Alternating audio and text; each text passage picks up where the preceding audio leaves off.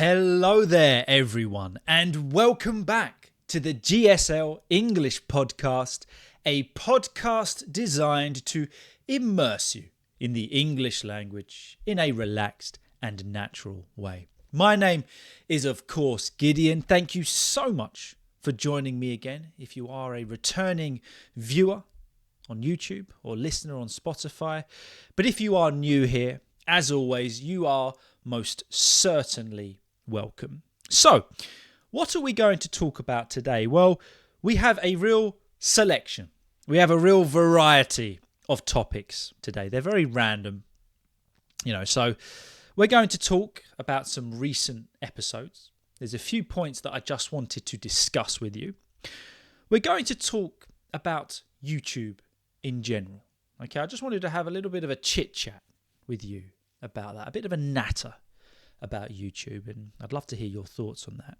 And then we're going to read a story together.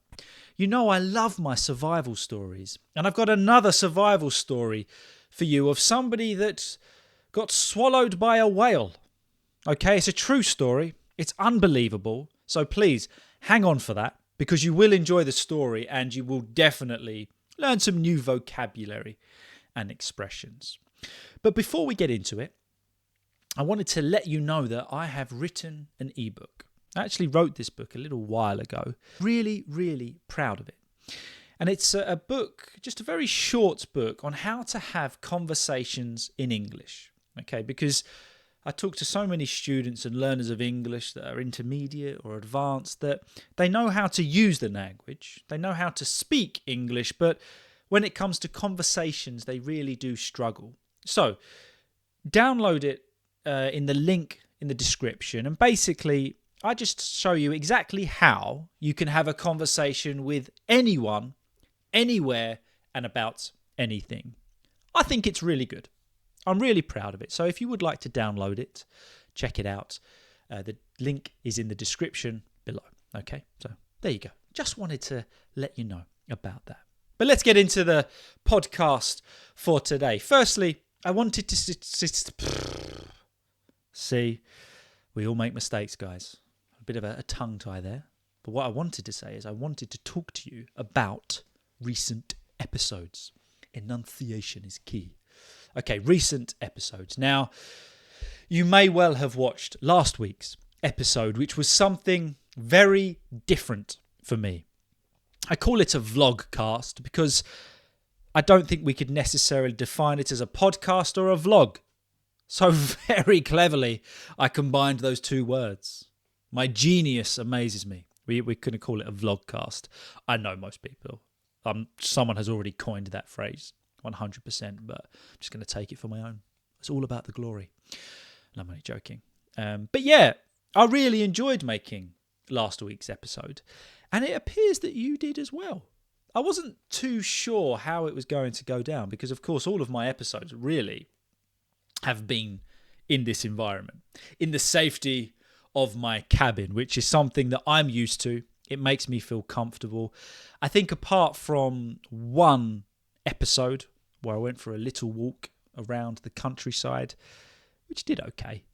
I thought it was going to do better, I'm not going to lie, but it did okay, and some of you enjoyed it. But yeah, I'm used to kind of the comfort of my cabin. So to do that style of video where you saw more than my upper body and head was weird for me, but you did enjoy it. And yeah, thank you so much for watching that. My idea with it wasn't, to start vlogging. That is not my intention at all. But, the idea of this podcast is to present English to you in as natural way as possible. And I thought, well, what more of a natural way than just going about my daily life? But it's also created a problem because I posted another podcast on Wednesday, which we're going to talk about in a moment, which was just back to this, back to the cabin. But many comments have said, no, Gideon, we want videos. We want to see you doing stuff. We want to go around England, which I do appreciate. But now I've kind of created a rod for my own back, meaning that I've made the situation difficult for myself because now when I do these just traditional style of podcasts, just recording myself chat, I'm worried that you're not going to be as interested in it. So I just wanted to do a little disclaimer here that this will still be the primary kind of format of my content. But I do plan to take you a little bit around England more often in that style. So I've got a few locations lined up that I'm just working on at the moment. But of course, it does take a lot more time. I do YouTube just in my spare time. I'm a full-time English teacher. I have some other endeavours, but I do this purely because the love of it, and from the feedback I'm getting, it is helping you to improve your English. And genuinely, that makes me unbelievably happy. But of course, I have to find time to record this content. And I'm trying to give you as much content as I can to help you. So I can't do those style of vlogcasts every week. It's just not possible. Maybe in the future. I don't know. But yeah, so please, take all of my content is basically what I'm trying to say. But I really do enjoy it. I know I say, I think every episode now, but I'm loving this. I love this YouTube journey. And it got me thinking, I never saw myself doing or creating content on YouTube. And I wouldn't even call myself a YouTuber at the moment. When I'm doing this, I genuinely kind of just view it as talking to some friends that I'm helping to learn English. That is honestly the way I view it.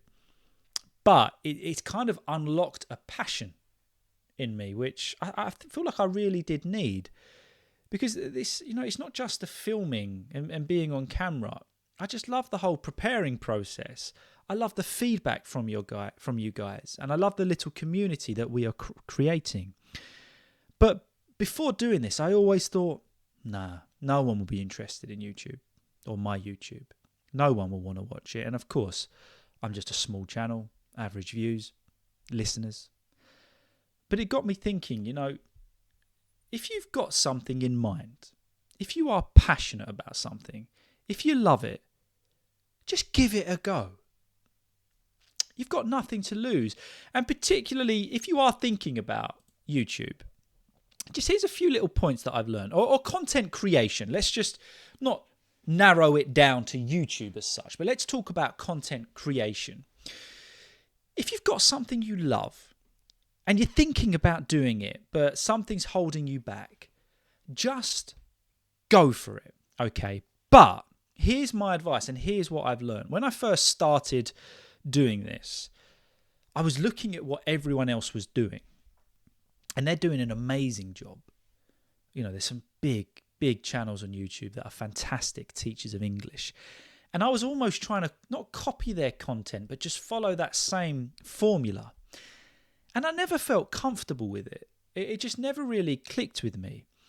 But then once I just started being myself, being more natural, finding my own style of podcast that I really enjoyed, well, it just became so much easier because I'm just doing it for me. I'm not comparing myself to anyone else. I'm not trying to recreate what anyone else is creating.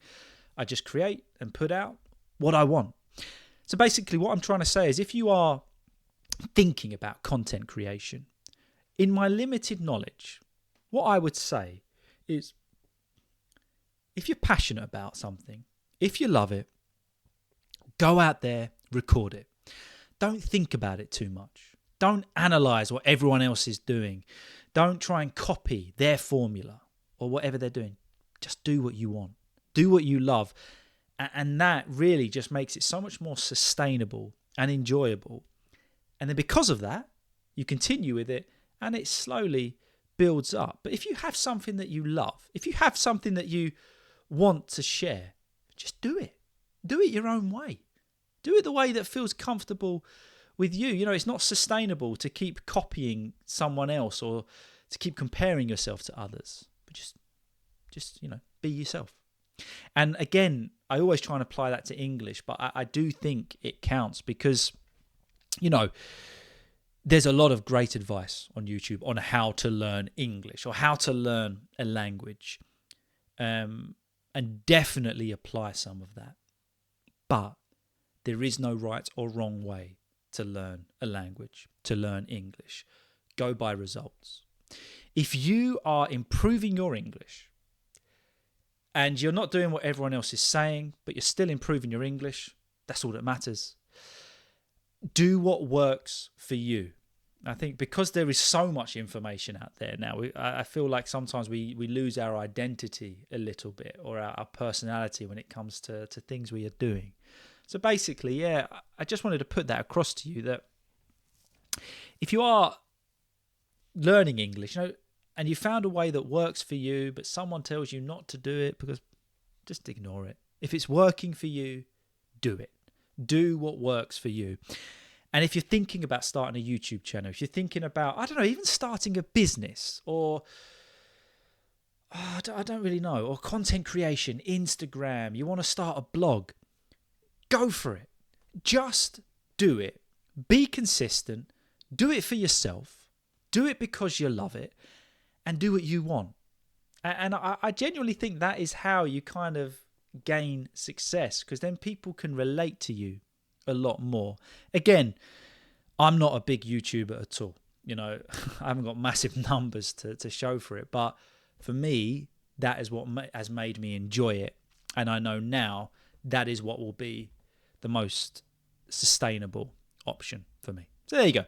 Little bit of my opinions there. Again, just my opinion. You don't have to listen. Doesn't really matter.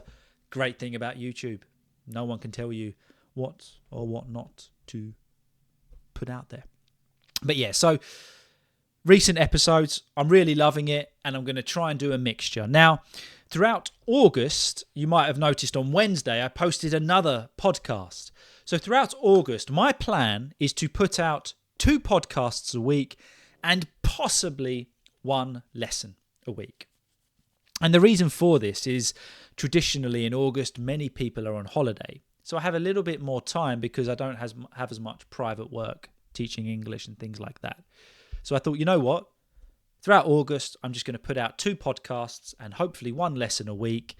If you watch them, great. If you only want to watch the one on Sunday, no problem at all, but it's there. And I also just wanted to push myself a little bit, just getting a little bit comfortable with the podcasts. And I always like just to keep it challenging, keep it new, hence the vlogcast last week.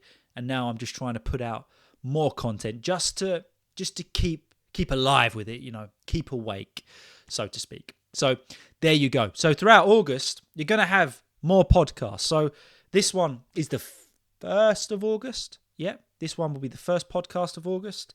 Then there will also be one on Wednesday mornings at 10 o'clock, possibly a lesson on Fridays at 10 o'clock. Then as usual, Sunday at 10 o'clock. So there you go.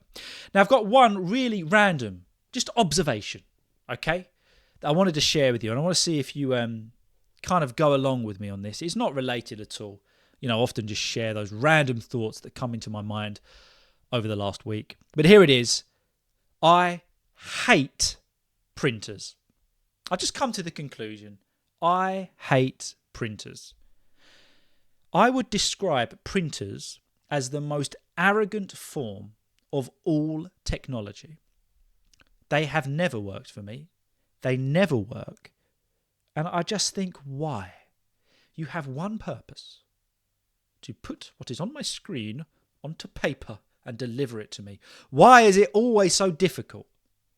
Am I the only one that has this problem? But I was trying to print documents the other day because I can't remember what it was for. I had to post something. I can't remember what it was for. The printer would not work. I couldn't connect to Wi-Fi. There was all of these issues with the printer. And then all of a sudden, the printer goes, oh, you know what? I think I'm going to work now, and prints 20 copies of it. And I couldn't stop it. And I just thought, you arrogant printer. You just work when you want to work, and then you do what you want to do, and that's it.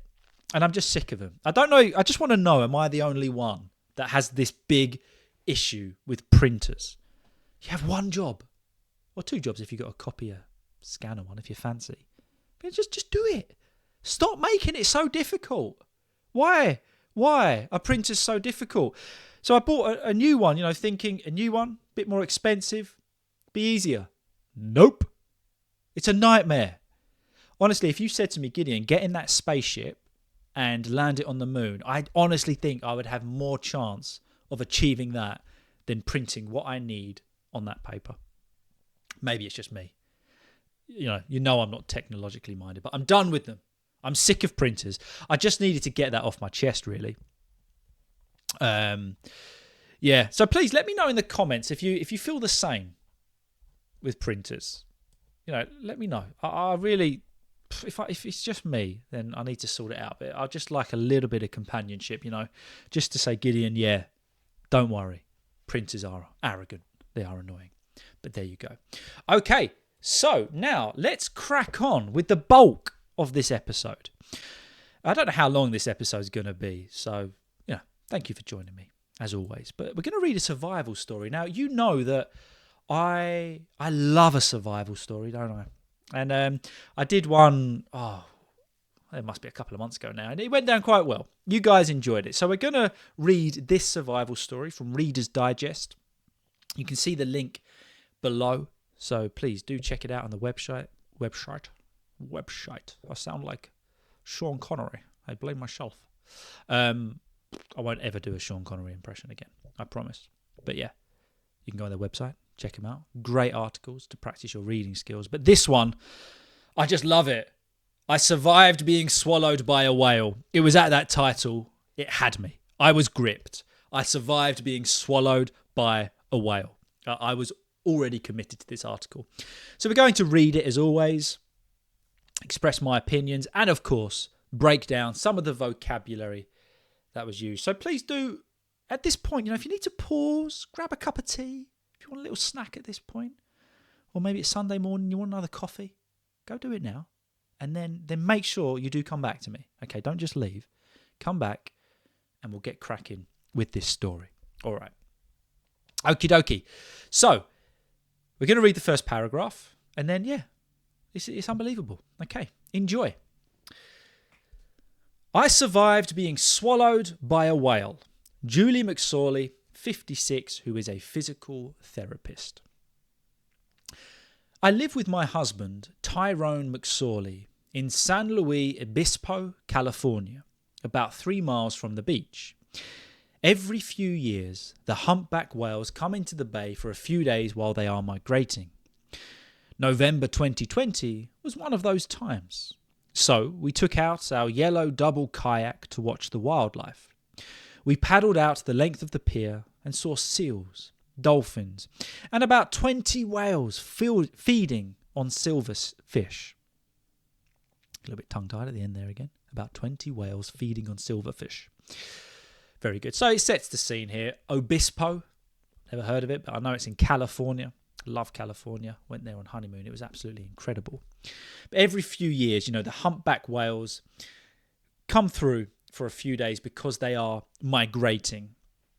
And when we think of that term, migrating or migration, often referring to an animal, typically a bird or a fish or a sea creature.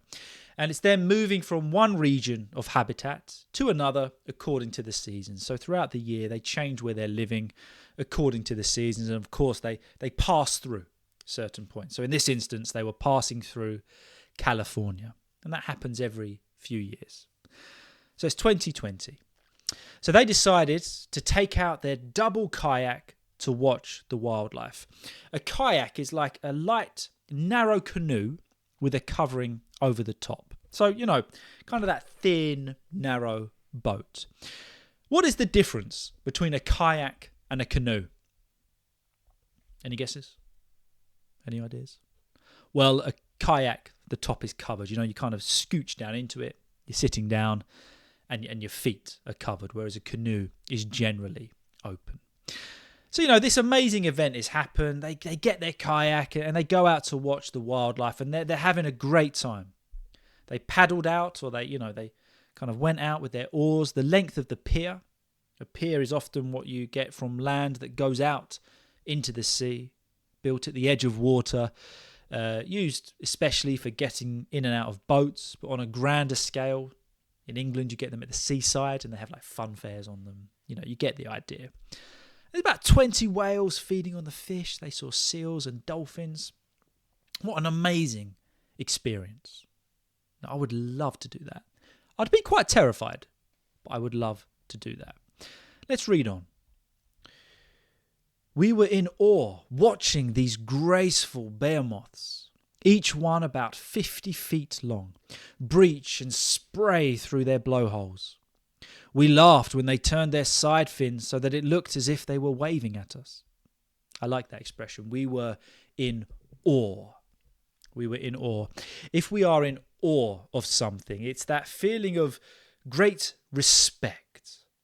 But sometimes it's kind of mixed with a little bit of fear, unknown, or surprise. You know, they were looking at these, what she described as graceful behemoths. A behemoth is something of monstrous size. You know, these are 50 foot long, incredible creatures, you know, with power. You know, they've got real appearance to them. Incredible. But it describes them as graceful, which I think is quite nice. Often when you think of grace, you think of perhaps a ballerina, you know, moving gracefully. But these massive whales were graceful in the way that they were moving. And they were in awe of it. You know, looking at it, just thinking, wow, that could, you know, so much power, but so much grace, so much beauty, you know, as they breached the ocean. The breaches, you know, when a whale, you might have seen those videos, it comes out of the water and then slaps back down, and it is an incredible thing to watch. I've never seen it in person, but I would love to. You know, just as a note here, remember they're in a kayak, not in a boat, in a kayak. So yeah, what an incredible experience, you know, to be in awe of something. Great expression. At the time, my friend, so we're going to carry on. At the time, my friend Liz Cottriell was staying with us. The next day, I asked her if she wanted to go out on the water to see them. So she's been out with her husband. Next day, she says, "Come on, Liz, we've got to go see these whales. They're incredible. Big, but amazing." "No way," said Liz, now 65. She was not an experienced kayaker and was terrified that the kayak would overturn while we were surrounded by hungry whales. "There's nothing to worry about," I assured her. "The craft is stable and we can turn back any time." After some cajoling, she finally agreed to join me. I didn't want her to miss this magnificent experience and regret it later. So she says to her mate Liz, "Come on, you've got to come and see these whales." But Liz says, "Not a chance. I'm not doing that." So she wasn't experienced on a kayak. Kayak is a small boat. I completely get where Liz was coming from. And her fear was that the kayak would overturn. So turn over, then she's going to be underwater, surrounded by these awfully hungry whales. But she said, "There's nothing to worry about." What famous last words, and I would say quite a bold statement. 50-foot creatures, I would say there is something to worry about. Even if they're as gentle and as graceful as anything, there is something to worry about, isn't there? You're at the mercy of a 50-foot creature with unbelievable power and size. So I like your, enthusiasm, getting your friend to do it, but that was a bold statement. That was a really bold statement. And her argument, the craft is stable. It's plastic. It's kayak.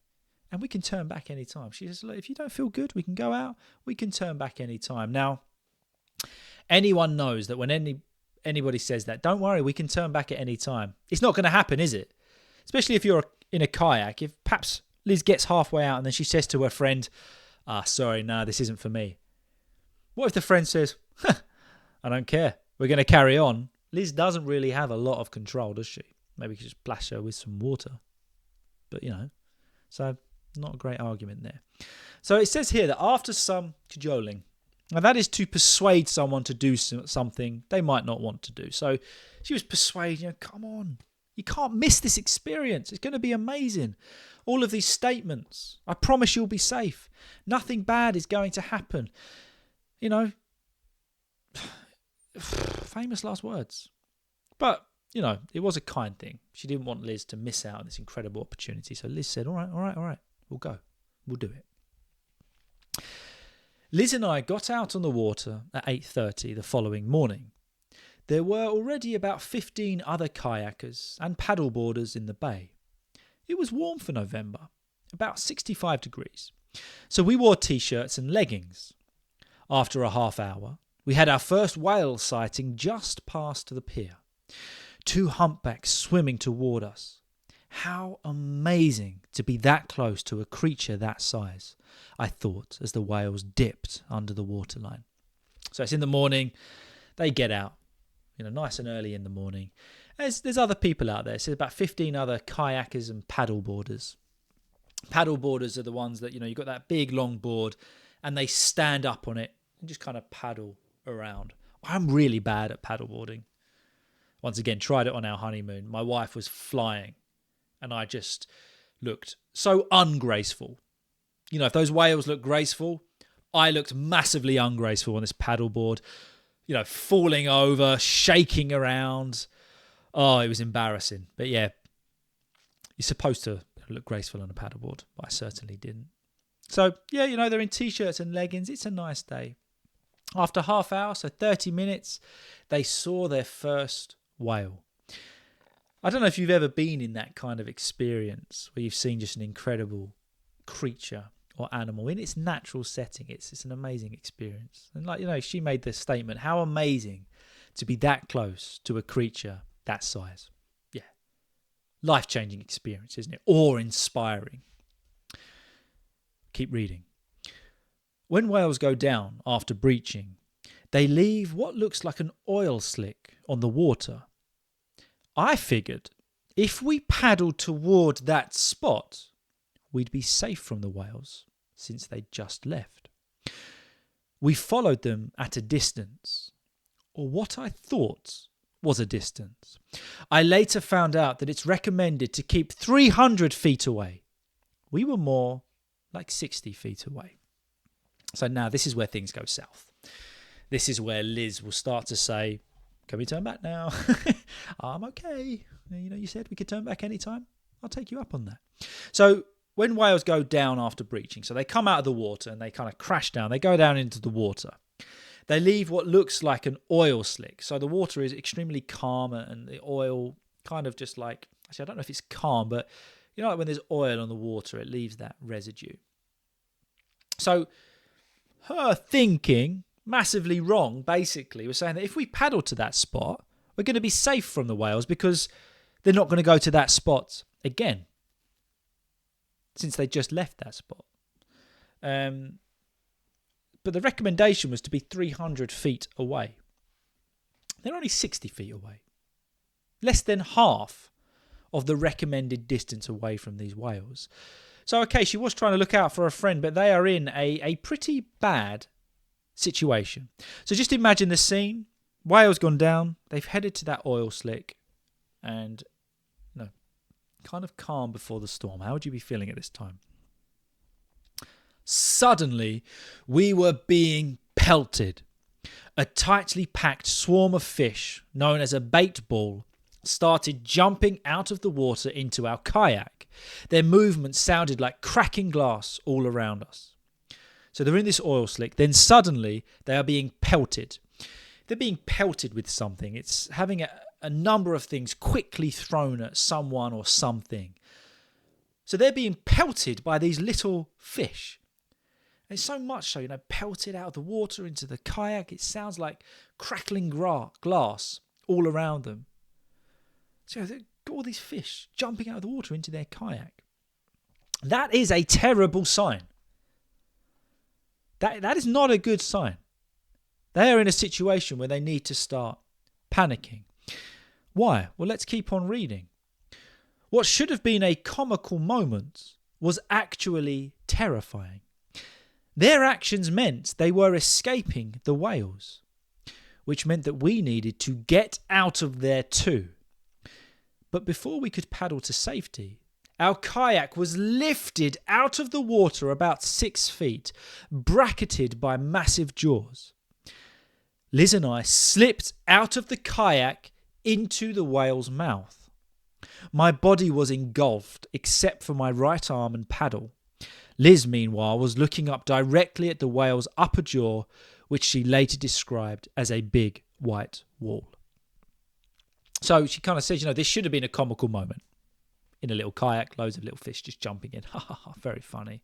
But no, this was bad because all of those fish jumping out of the water was a sign that they were trying to get away from something. They were trying to escape.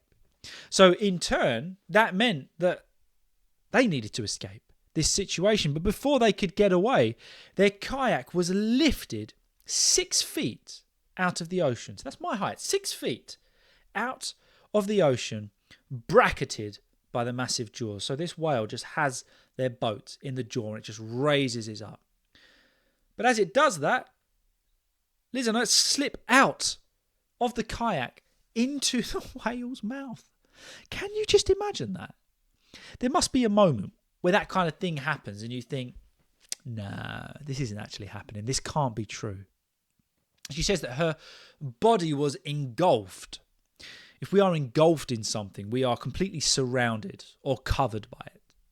So except for her right arm and paddle, she was completely engulfed in the whale's mouth. Liz was looking up at the whale's jaw, which she describes like a big white wall. Oh, could you imagine being in that situation? What would you think at that moment? What would be going through your head? I'd think, well, I never thought this would be the way I would go. I never saw this coming. We'll read on.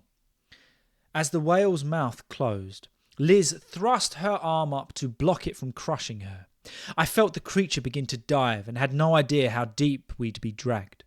Still, I didn't panic. I just kept thinking, I've got to fight this. I've got to breathe. So whale's mouth closes and then begins to dive down deep into the ocean. But she says, no, I didn't panic. Whether I believe that? You were panicking. Come on. I didn't panic. I just think I've got to fight. I've got to get out. This isn't an American Hollywood drama. You can be honest. Terrified. Petrified. I would be panicking. Massively. I think we all would. Whales have enormous mouths but tiny throats. Anything they can't swallow, they spit right out. That included us. As soon as the whale dipped underwater, it ejected us, and we popped back up onto the surface about a foot apart. The entire ordeal lasted about 10 seconds. Okay, so we think of whales. They have these enormous, huge mouths, don't they? But they've got tiny throats. Tiny, tiny throats. So anything that they can't swallow comes straight back out, which of course included these two. So they were dipped underwater. Whale couldn't swallow them, so they were ejected out, removed, and they popped back up to the surface. Now, she said that this entire ordeal, an ordeal is a very unpleasant, painful or difficult experience. Sometimes when perhaps somebody's telling us a story, I don't know, just as a little example, maybe they had a nightmare getting home from work. What took 2 hours should have been 15 minutes, It was an ordeal, difficult experience. But for them, this only lasted 10 seconds. But I can guarantee you, that was the longest 10 seconds of their life. You've been swallowed by a whale. I mean, it's a pretty cool story, isn't it? We'll go on to that in a minute. So they've popped back up to the top. A few kayakers paddled over. One was a retired firefighter who asked us if we had all our limbs. "We thought you were dead," he said. We were not, of course. But I am much more aware of the power of nature and the ocean than I was before. Liz was shaken up. Not surprised she didn't want to go on the boat. Likening the ordeal to a near-death experience. And she says her whale watching days are over. I agree, Liz. But even she had to laugh when she got home that afternoon and realised she'd brought back a souvenir. When she pulled off her shirt, 6 silverfish flopped out. Okay. So firefighter comes over, says, thought you're dead. Are you all right? And then they say, I don't know, did that sound Australian to you? Don't know where the Australian accent come from. But she says, we're of course not dead because we're telling this story. But great observation and great takeaway from this story. I now respect nature and the ocean much more than I should before. Liz was shaken up. That must be the understatement of the century because Liz didn't even want to do this. I would like to hear this story written from Liz's point of view. She didn't want to do this. And likening it to a near-death experience, not likening it to a near-death experience, this was a near-death experience, Liz. You didn't want to do this, Liz. And I agree, your whale watching days are over. That was close enough. You're not going to beat that, are you? But, even she had to laugh when she got home. She realised she brought a souvenir. A souvenir is something you buy or keep to help you remember a holiday or a special event. This is special in the sense of the absolute trauma that when she pulled off her shirt, 6 silverfish flopped out. So 1, 2, 3, 4, 5, 6. I feel like for me, that would have been the icing on the cake. That probably would have been the moment where I just lost it. I could have handled, or she's handled, getting swallowed by the whale, her friend telling her to do something she didn't want to do, and then this happening. But the moment that 6 silverfish flop out of my t-shirt, I feel like that would be the moment that you just lose control of everything. But Liz handled it together. So what an amazing story. And the moral of it is, if you don't want to do something and your friend says, no, don't worry, it will all be fine, listen to your gut instinct. Don't do it. Okay? Listen to yourself. Interesting little story, isn't it? I hope you enjoyed that. If you do enjoy the survival stories or the little short stories like that, let me know in the comments, because I really do love going through them. And I've got loads. I've got kind of loads prepared because I do them for my private classes. So please do check them out. But yeah, thank you so much for watching again today. As I said before, just going back to that point, that if you've got something you want to do or you want to achieve, go for it. Okay? What have you got to lose? You never know unless you try, but stick with it. And that might be true of English at the moment. Maybe you're trying to improve your vocabulary. Stick with it. Don't give up. Just keep on trying. Find ways that work for you. Find ways to learn English, to learn new vocabulary that really does work for you, and just be consistent. And I've learned that, particularly with YouTube and other stuff. Just consistency is the only way. It's not all about being the best. It's just about being there. And being present, and just be consistent with everything that you do. So, next week, we will have a podcast on Wednesday, video lesson possibly on Friday, and of course, podcast on Sunday. So, all of that content will be the same as this, but the week after, I have a plan to take you to a little village near where I live called Cobham. And I want to take you for a little walk around Cobham, because one of the pubs there, about 10 minutes from my house, is where Charles Dickens used to frequent. So he would stay there, write some of his stories, and actually the pub that is called the Leather Bottle appears in some of his writing. So I'm thinking of perhaps doing a more vlog style around that area. So if you would like me to do that, please let me know in the comments. If you've made it to this far at the end of the podcast and you answer that question, then I will definitely respond to your comment. So yeah, that's my plan if the weather's nice. We're in England. We don't know if the weather's going to hold out. And then after that, I'm trying to arrange a day to do another vlog in London. Okay?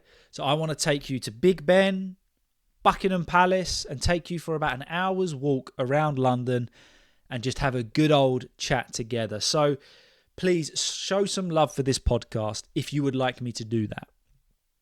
I'll probably, I'll try and find a day that works, and a day also that the weather will be appropriate. But maybe I just do it in the rain, because that is England in its traditional form, isn't it? Yeah. Thank you so much for watching. I really do appreciate it. Please do give this video a like. Don't forget, if you want to download that ebook, if you want your conversation skills to be absolutely incredible, then download the ebook. And if you are new here, please don't forget to subscribe, as I post more content to help you speak natural, confident, and fluent English. Thank you so much for watching, and I will see you all very soon. Have a good one, guys.